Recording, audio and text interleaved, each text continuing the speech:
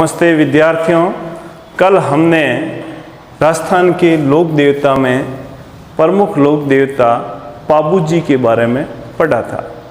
आज का जो कालांश है, पीरियड है, इसमें अन्य प्रमुख लोक देवता रामदेव जी के बारे में आज हम पढ़ेंगे। जैसा कि आपको जानते हैं कि राजस्थान के जो प्रमुख लोक देवता हैं, उसमें जो प्रमुख लोक देवता हैं उनको पंच पीरों में बांटा गया है। यानी ये पंच पीर वे प्रमुख लोक देवता हैं जिनको उनके देवीय चमत्कारों के कारण पीरों की श्रेणी में रखा गया। तो कौन से ऐसे लोक देवता हैं जिनको हम 5 पीरों में बांट सकते हैं? इसमें रामदेव जी,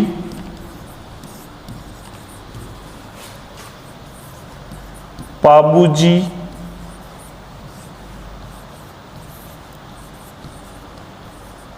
हड़बू जी,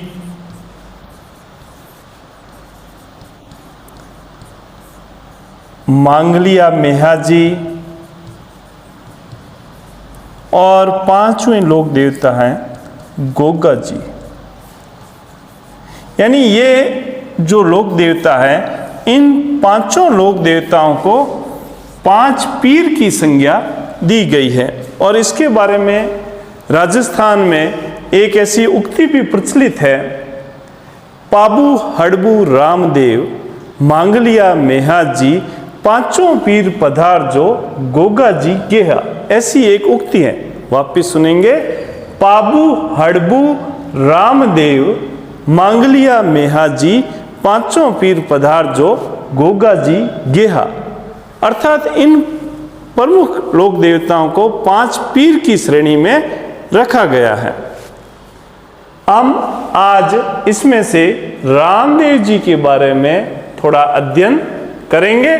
पाबू जी के बारे में कल आपको काफी जानकारी बता दी थी।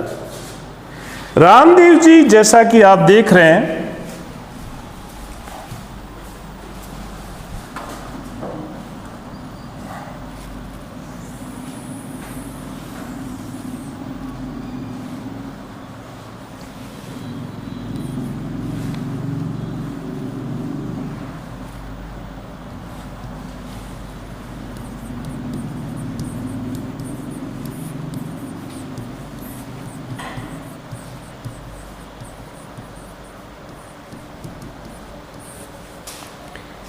जैसा कि आप यहाँ तस्वीर में देख रहे हैं, ये घोड़े पर सवार है।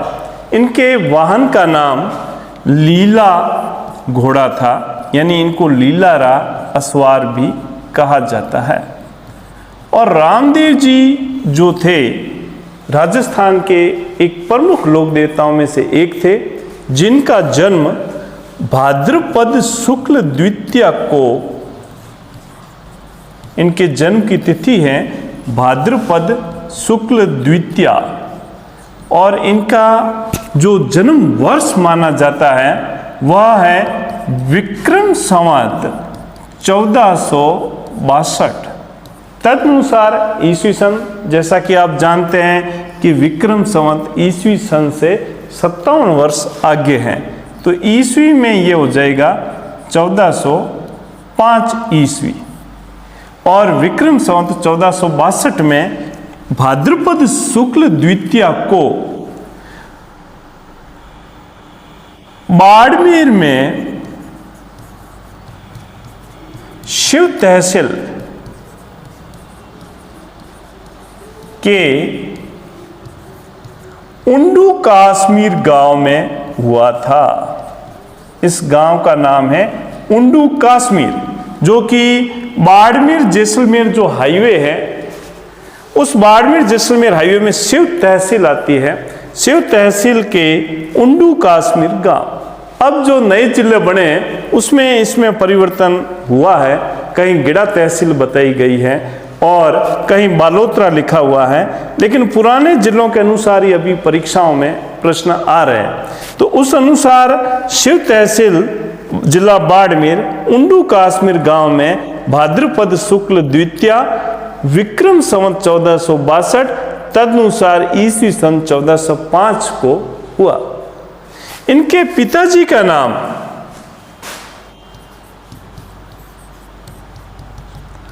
अजमल जी तंवर था, यानी तंवर वंशीय राजपूत थे। अजमल जी तंवर इनके पिता थे और इनके जन्म से पहले ही विष्णु भगवान ने इनको सौपन में आकर के दर्शन दिए कि मैं आपके घर अवतार लूंगा, और इसीलिए रामदेव जी को विष्णु और कृष्ण का अवतार माना जाता है। इनकी माता जो थी उनका नाम था मैणा दे। मैणा दे रामदेव जी की माता थी, और इनकी जो पत्नी जो थी वह थी नेतल दे। तो एक बार ये बातें याद रखने लायक हैं कि अजमल जी तंवर के सुपुत्र थे। इनके पिता अजमल जी तंवर थे, माता जी इनकी मैणा दे थी और पत्नी इनकी नेतल दे थी। ये इनकी कुछ प्रमुख जानकारियां हैं। तो रामदेव जी जो राजस्थान के रुणेचा गांव में जन्मे थे, प्राचीन नाम रुणेचा, अभी इसको रामदेवरा कहा जाता है। इनका जो जन्म स्थान है वह रामदेवरा, जो कि प्राचीन नाम है रुणेचा।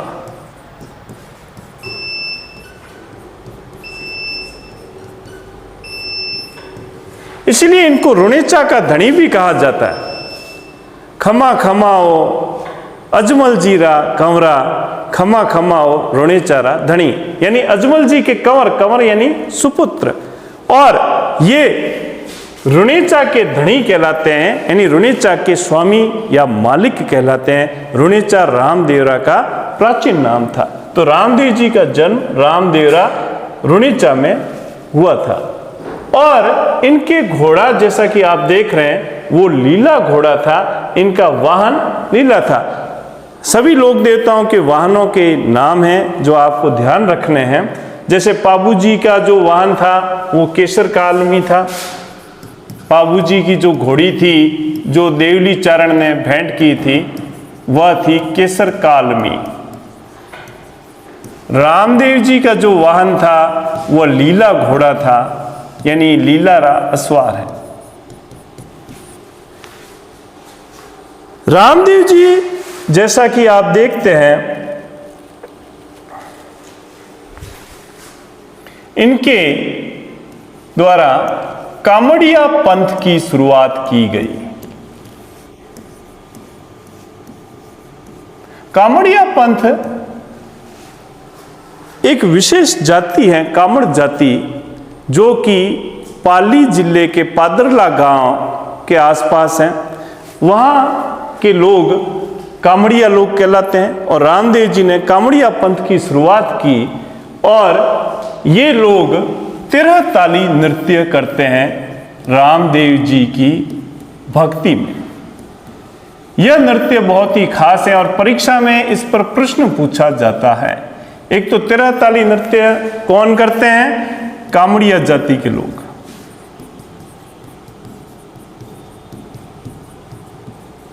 कहां कहां ये नृत्य होता है, यह स्थान देखें। एक तो पादरला गांव पाली, एक पोकरण जैसलमेर में होता है, और रामदेवरा में होता है।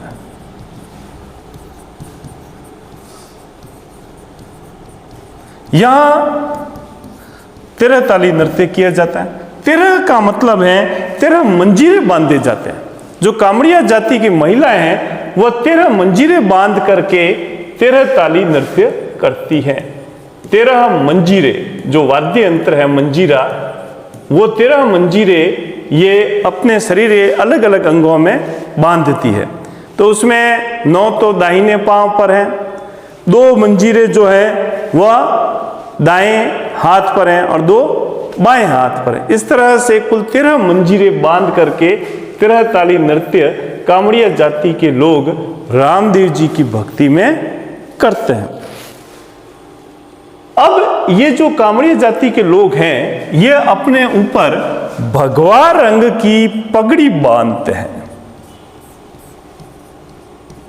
रामदेव जी के भक्त जो कामड़िया जाति के हैं, वह अपने सर पर भगवा रंग की पगड़ी बांधते। किस रंग की? भगवा रंग की। इसके अलावा रामदेव जी के रिखिया जाति के जो मेघवाल भक्त हैं, वे मेघवाल भक्त जम्मा या जागरण करते हैं। जम्मा कहा गया है जागरण को, सत्संग को, जो कि रिखिया जाति के मेघवाल है। तो एक तो कामड़िया जाति ने तिरताली नृत्य किया है इनकी भक्ति में, और एक रिखिया जाति के जो मेघवाल हैं, जिनको बाबे का रिखिया कहते हैं, रिखिया जाति के मेघवाल भक्त, ये बाबा की भक्ति में जम्मा करते हैं। जम्मा का अर्थ है यहाँ जागरण या सत्संग। ये रिखिया जाति के भक्त करते हैं। अब जैसा कि आपको बताया कि जितने भी लोक देवता हुए हैं, इन्होंने गौ रक्षा के लिए, भूमि की रक्षा के लिए अपना जीवन समर्पित कर दिया। रामदेव जी का सबसे बड़ा योगदान है, ये सांप्रदायिक सद्भाव के प्रतीक थे। इन्होंने ऊंच नीच का जो भेदभाव है कि ये ऊंची जाति के लोग हैं, ये संभ्रांत हैं, ये एलाइट्स है, मतलब ये सुपीरियर है, ये इन्फीरियर है, ऐसा सब भेदभाव इन्होंने मिटा दिया। यानी सांप्रदायिक सद्भाव, ऊंच नीच, छुआछूत, ये सारे भेदभाव रामदेव जी ने मिटा दिए। इसीलिए ये ऐसे देवता हैं जिन्होंने कौमी एकता पर बल दिया, लोगों को ऊंच नीच के भेदभाव से दूर निकाला। सभी लोग भाई भाई हैं, ना कोई जाति का बंधन है, ना कोई धर्म का बंधन है। इसलिए इन्हें हिंदू लोग कृष्ण का अवतार मानते हैं, विष्णु का स्वरूप मानते हैं। वहीं मुस्लिम लोग इन्हें राम सा पीर कहते हैं। मुस्लिम जो धर्मावलंबी हैं, वे इन्हें राम सा पीर कहते हैं। देखो, पीर शब्द बार बार आ रहा। पहले तो इनको 5 पीरों में माना गया है, और मुस्लिम लोग इन्हें राम सा पीर के नाम से जानते हैं। इनके जीवन से जुड़े हुए कहीं चमत्कारिक पर्चे हैं। एक बार मक्का से 5 पीर आए और रामदेव जी ने उन्हें भोजन के लिए कहा। जब भोजन के लिए कहा तो उन्होंने कहा कि हम तो भोजन अपने पात्र जो कटोरे हैं उन्हीं में करते हैं। तो ठीक है, रामदेव जी ने कहा आप अपने कटोरे में भोजन कर लीजिए, हमारे बर्तनों में मत कीजिए, हमें कोई दिक्कत नहीं है। लेकिन उन्होंने फिर कहा कि हम वो कटोरे तो मक्का में भूल गए, अब हम भोजन कैसे करें। तो रामदेव जी ने कहा कोई बात नहीं, मक्का से कटोरे मंगवा लेते हैं। और उन्होंने एक अपना चमत्कार दिखाया और मक्का से भी कटोरे लाके उनको समर्पित कर दिए।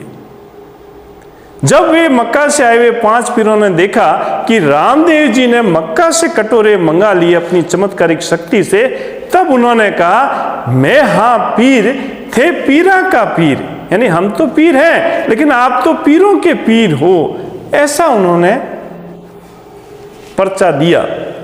इसके अलावा और भी कई पर्चे।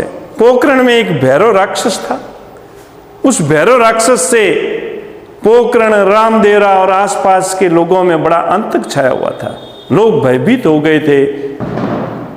रामदेव जी ने भैरव राक्षस का वध करके लोगों को राहत प्रदान की। रामदेव जी ने मेघवाल जाति की महिला डाली बाई को अपनी धर्म बहन बनाया, और आज भी रामदेवरा में डाली बाई का मंदिर है। और रामदेव जी का जो मुख्य मंदिर है वहाँ एक ऐसा कंगन रखा हुआ है, उस कंगन में से गुजरने से आपकी मनोकामनाएं पूरी हो जाती हैं, आपके चिंताओं, चाहे मानसिक चिंताएं, शारीरिक चिंताएं, उनका भी निवारण हो जाता है। तो डाली बाई जो मेघवाल जाति की महिला थी, उसको इन्होंने अपनी धर्म बहन बनाया, और इस तरह से उन्होंने जाति का तो ऊंच नीच का भेदभाव पूरी तरह से समाप्त करने का संदेश दिया कि ना कोई ऊंचा है ना कोई नीचा है, सब एक है। सांप्रदायिक सद्भाव की एक मिसाल थे रामदेव जी। रिखिया जाति के मेघवाल भक्त, कामड़िया जाति के उनके भक्त और सभी हिंदू मुस्लिम एकता, मुस्लिम इन्हें राम सा पीर कह रहे हैं, हिंदू इन्हें कृष्ण और विष्णु का रूप मान रहे हैं। तो इनका सबसे बड़ा योगदान सांप्रदायिक सद्भावना, ऊंच नीच जाति का भेदभाव दूर करना, छुआछूत, अस्पृश्यता, ये सारी चीजें उन्होंने समाज में स्थापित की और भैरव राक्षस का वध किया। इसके अलावा जो रोगी थे, जो चर्म रोगों से पीड़ित, चमड़ी के रोग, उनके लिए पर्चा नाडी है रामदेवरा में। आज भी श्रद्धालु जिनको चमड़ी से संबंधित रोग है, चर्म रोग है, वे पर्चा नाडी में जाकर के स्नान करते हैं और उनसे उनके सारे चमड़ी संबंधी रोग दूर हो जाते हैं। तो आज भी रामदेवरा में पर्चा नाडी के अंदर लोग चर्म रोगों से छुटकारा पाते हैं। यह रामदेव जी का चमत्कार है। रामदेव जी ने गायों की रक्षा के लिए भी काफी संघर्ष किया। रामदेव जी के जो मंदिर हैं, उन मंदिरों को देवरा कहा जाता है। देवरा रामदेव जी के मंदिर है।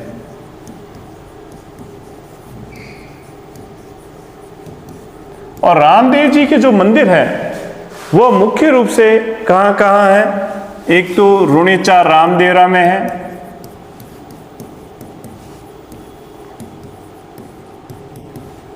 एक पादरला गांव पाली में है, एक छोटा गुजरात, छोटा रामदेवरा सॉरी, यह गुजरात में है। इसके अलावा रामदेव जी के मंदिर जगह जगह बने हुए हैं। तो ये एक इनके प्रमुख मंदिर मसूरिया जोधपुर में बना हुआ है। मसूरिया जोधपुर में इनके गुरु थे बालीनाथ जी। इनके गुरु का नाम था बालीनाथ जी। उनकी समाधि बनी हुई है। अधिकांश भक्त रामदेवरा जाने से पहले मसूरिया रामदेवरा जाते हैं और वे बालीनाथ जी के दर्शन करते हैं और वहाँ इनकी समाधि बनी हुई है।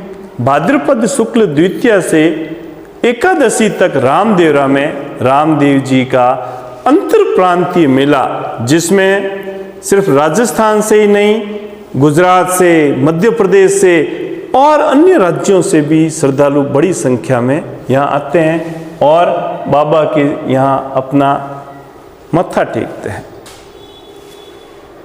इसी तरह से कल हमने पाबू जी के बारे में पढ़ा था। पाबू जी के गुरु जो थे वो समर्थ भारती थे और रामदेव जी के गुरु जो थे वह बालीनाथ जी थे। पाबू जी के गुरु समर्थ भारती और रामदेव जी के गुरु हैं बालीनाथ जी। रामदेव जी के मंदिर पर एक 5 रंगों की ध्वजा फैलती है, जिसे पंचरंगी ध्वजा कहते हैं। और इस पंचरंगी ध्वजा जो है इसको नेजा कहा जाता है। क्या कहा जाता है? नेजा। और रामदेव जी के मंदिर देवरा कहलाते हैं। रामदेव जी के जो प्रतीक चिन्ह हैं जिनकी पूजा की जाती है वह है पगले।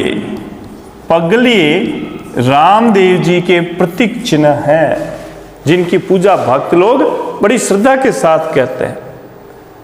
और इनके मंदिर पर 5 रंगों की ध्वजा होती है जिसे नेजा कहा जाता है। श्रद्धालु लोग जब रामदेवरा पैदल यात्रा करते हैं तो उनके हाथों में बड़ी ही 5 रंगों की ध्वजा होती है। इसके अलावा वे कपड़े का घोड़ा अर्पित करते हैं जो रामदेव जी को बहुत ही प्रिय था और श्रद्धालु लोग कपड़े का घोड़ा बना करके रामदेव जी की मंदिर में ले जा करके सौंपते हैं, वहां समर्पित कर देते हैं। ऐसा मान्यता है कि वे घोड़े से प्रसन्न होते हैं। तो ऐसा रामदेव जी का जीवन वृत्तांत था। प्रतियोगी परीक्षाओं में रामदेव जी से संबंधित कहीं प्रश्न आते हैं। तो हम एक सेशन लेंगे, सत्र लेंगे, जिसमें राजस्थान के प्रमुख लोक देवताओं के प्रतियोगी परीक्षाओं में कौन कौन से प्रश्न आए हैं वो आने वाली क्लास में हम लेंगे। तो रामदेव जी से संबंधित काफ़ी बातें हमने देखी हैं। आप इन प्रश्नों को, इन अध्ययन को, इन जानकारियों को अच्छी तरह से हृदयंगम करें ताकि आने वाली परीक्षाओं में आपको इसका फायदा मिले। और इस वीडियो को जरूर पसंद करें, लाइक बटन दबाएं, शेयर बटन दबाएं और आपको समय समय पर नोटिफिकेशन मिलते रहेंगे। और पुष्करना निःशुल्क क्लासेस फलोदी, जो कि प्रतियोगी परीक्षा की तैयारी कर रहे विद्यार्थियों के लिए एक समर्पित संस्थान है, वह बच्चों की तैयारी के लिए हमेशा नई नई प्रकरण टॉपिक लाता रहेगा। अभी जो राजस्थान के लोक देवता के क्लास चल रही है उसमें हमने 2 लोक देवताओं का अध्ययन कर लिया है, बाबूजी और रामदेव जी। इनसे संबंधित वीडियो उपलब्ध है। आप पुष्करना निःशुल्क क्लासेस जो यूट्यूब चैनल है उसको जाके सर्च करें, उसको लाइक करें, शेयर बटन दबाएं और नोटिफिकेशन प्राप्त होते रहेंगे आपको। और हमेशा अलग अलग विषयों पर क्लासें जो आयोजित होती हैं आपको मिलती रहेगी। आप सभी के भविष्य की मंगल कामनाओं के साथ कृष्ण कुमार थानवी, पुष्करना निःशुल्क क्लासेस फलोदी। धन्यवाद।